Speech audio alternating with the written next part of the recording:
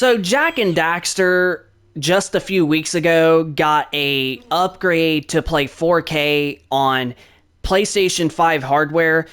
And if you currently own this game on your PlayStation 4, the PS2 backward compatible HD version, you will be granted with a free upgrade on the PlayStation Store to grab the 4K upgrade native PlayStation 5 version. Now, this game is the only game in the Jak and Daxter series that received an upgrade. Jak 2, Jak 3, and Jak X did not receive any sorts of minor upgrades or whatever to get on the PlayStation 5. It is just simply Jak and Daxter 1, the precursor legacy. So this game is supposed to run at 4K at 60 frames a second and whatnot. But with this new upgraded option for this game, there's actually some nice, awesome features with this. And that is to where you can actually rewind to however far you want back, or like I should say, probably to a certain number. So like you can see like right here, like this is basically going back to the, main menu load up screen and whatnot. And with our, load up screen, the main menu going through, different times of the day, you can just simply click wherever you want to go.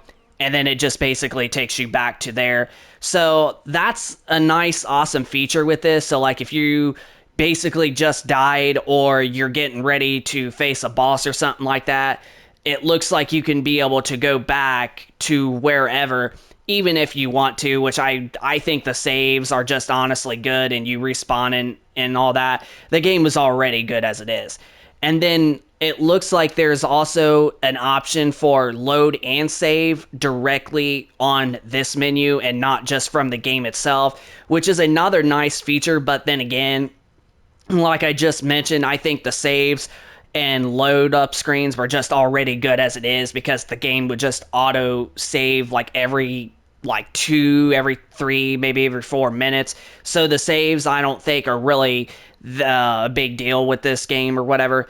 But hey, at least Sony add that as an option. So if you don't want to save in the game, but you want to manually save on a menu, well, you'll be able to do that.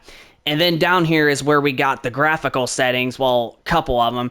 You got visual presets, and then you got customize button assignments, and then you got enhancements, change region, and then attributions, or whatever that's called. And right here on visual presets, you're going to be granted with these 4 graphical options.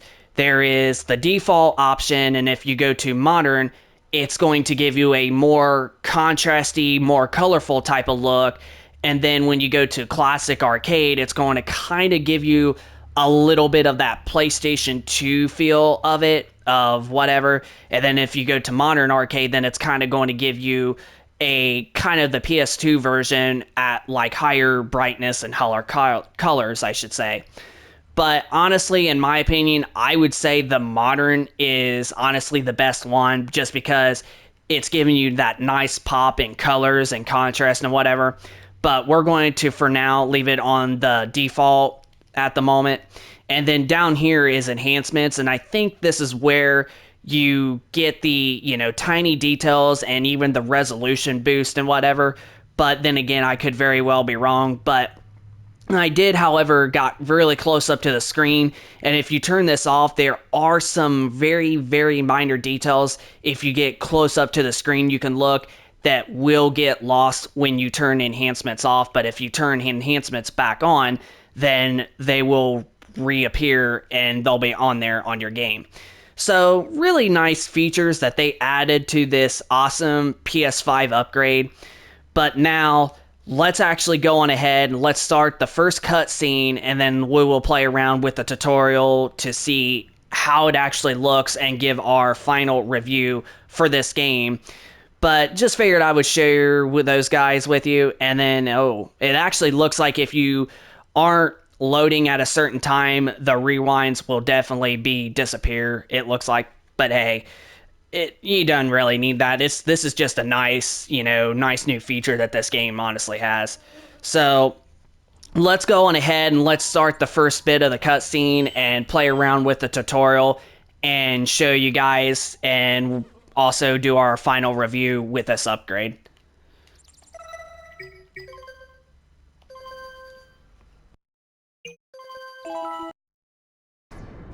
I have spent my life searching for the answers that my father and my father's fathers failed to find. Who were the precursors? Why did they create the vast monoliths that litter our planet? How did they harness eco, the life energy of the world? What was their purpose? And why did they vanish? I have asked the plants, but they do not remember. The plants have asked the rocks, but the rocks do not recall. Even the rocks do not recall. Every bone in my body tells me that the answers rest on the shoulders of a young boy. Oblivious to his destiny, uninterested in the search for truth, and rejecting of my guidance. And why would he want to listen to old Samus the Sage anyway? I'm only the master of green eco, one of the wisest men on the planet. So it seems the answer begins not with careful research or sensible thinking. Nay, as with many of fate's mysteries, it begins with but a small act of disobedience. Hey! Jak, old green stuff told us not to come here.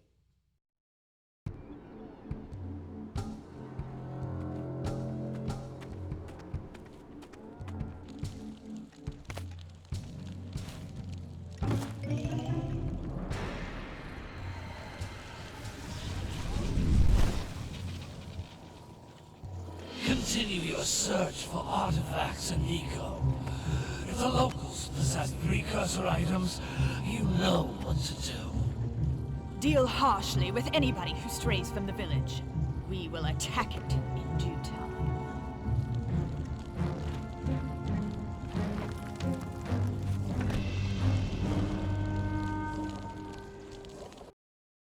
What are we doing here anyway, Jak? This place gives me the creeps.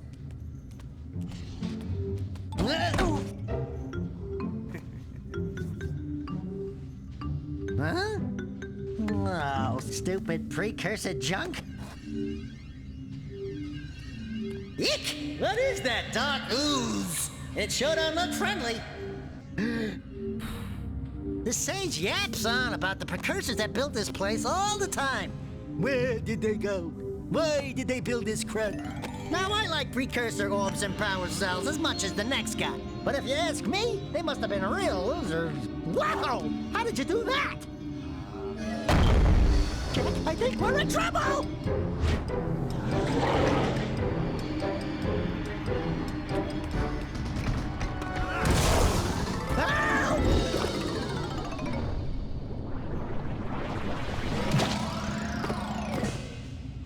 Man, that stung!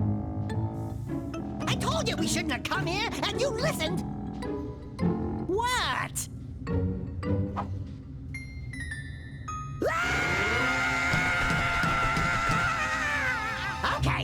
Okay. I'm fine.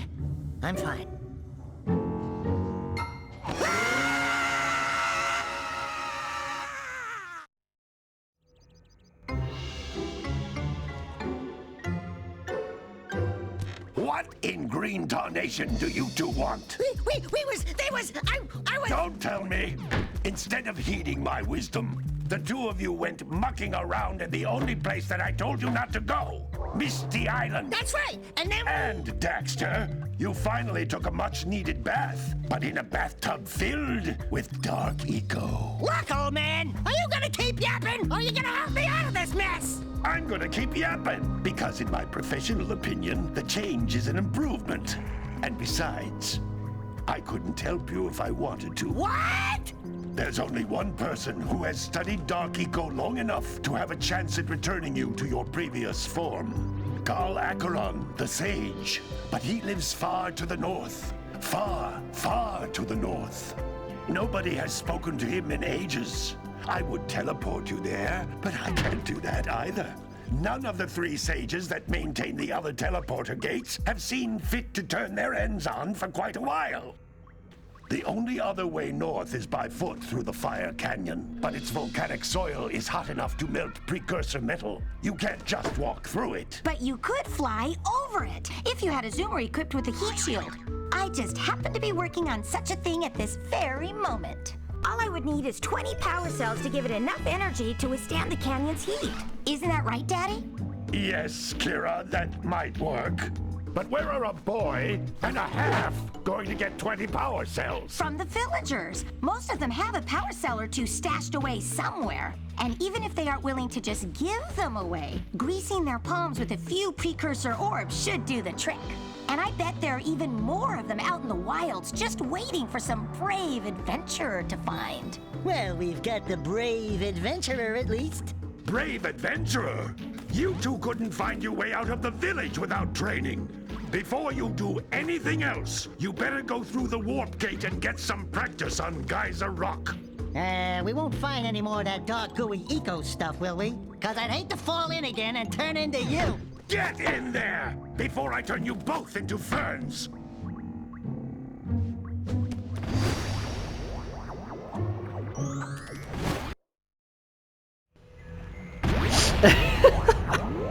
Man, I forgot some of the funniest freaking parts of this game. Until you find all 4 power cells on this island. This device is a communicator. With it, my father and I can give you advice at any time during your quest. Alright. So yeah, the beginning of this game, the first cutscenes are absolutely some of the funniest things that I have ever seen in a video game. But now here we are on the tutorial, and so far, yeah, I definitely am seeing a lot more clean detail than I even remember the PS4 and heck, even the PlayStation 3 Remaster Collection even had, and the PlayStation 3 remaster versions of the 3 games absolutely looked pretty good, even though it was only capable of playing at 720p. And honestly, to my opinion, I even thought the PS3 version of this game on the Remaster Collection looked better than the PlayStation 4 PS2 HD version, however. But this is definitely looking kind of like that version, but also more cleaner, more detail, and all that. And I'm gonna actually see if we can even change the visual presets. Can we do that? And yes, we can actually change. You can actually change the visual presets at any time in the game, and this game is definitely looking a bit more colorful than I thought, and it looks absolutely insane. So I'm gonna go ahead, switch back to the modern, or not modern, the default. So These floating egg-shaped beings are precursor orbs. Collect enough of them, and some of the villagers will give you a power cell in exchange.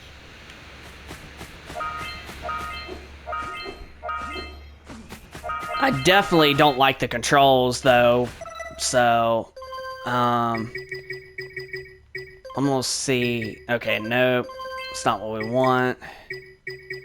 It looks like there's not an option for that on here, so I probably got to go back to the other, or probably gotta go here, customize button layout. Wonder if there's a, let's see, presets. We just want invert the left analog stick. Okay, here we go.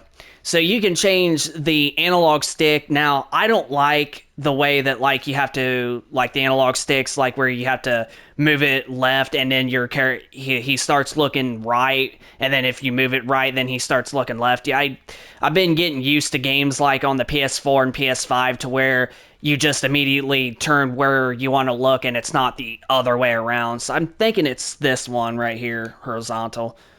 Okay. Yeah, right there is what it is. It's like, nah, I don't want that.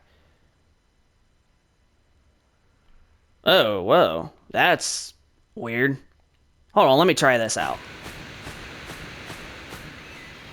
Okay.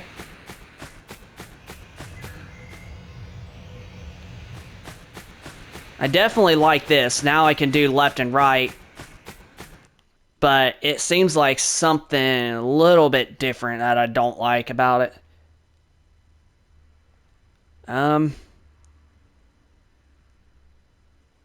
Up and down, left and right. Okay, hold on. Maybe that was it. Let's try it now.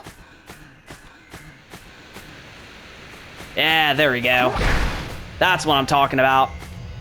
So, yeah. This is a power cell, the most important precursor artifact you can find. You need to collect 20 of these so I can power the heat shield for your A-Grav zoomer.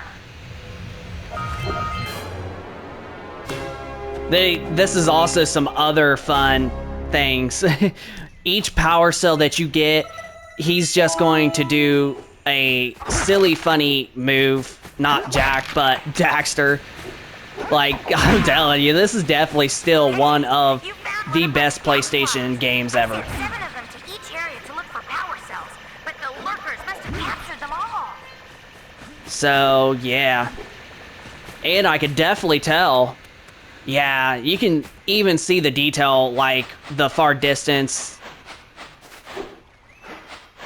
Yeah, there's definitely some graphical upgrades with this. I mean, just by looking at the islands, they're clear as day. I think on the PS2 version, they were like not as clear as day, but you can definitely see so much in the distance of like the other island, I should say, and then the other land. So yeah, the water also looks very colorful and clean.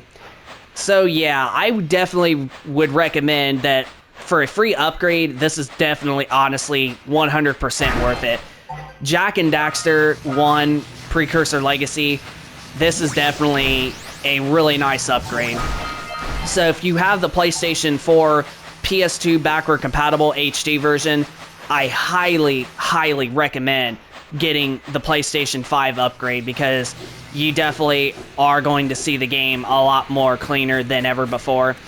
And definitely it's awesome, because I think you might have to re-get some trophies if you play this version, which is going to be awesome, and it's what's going to really make me want to play this.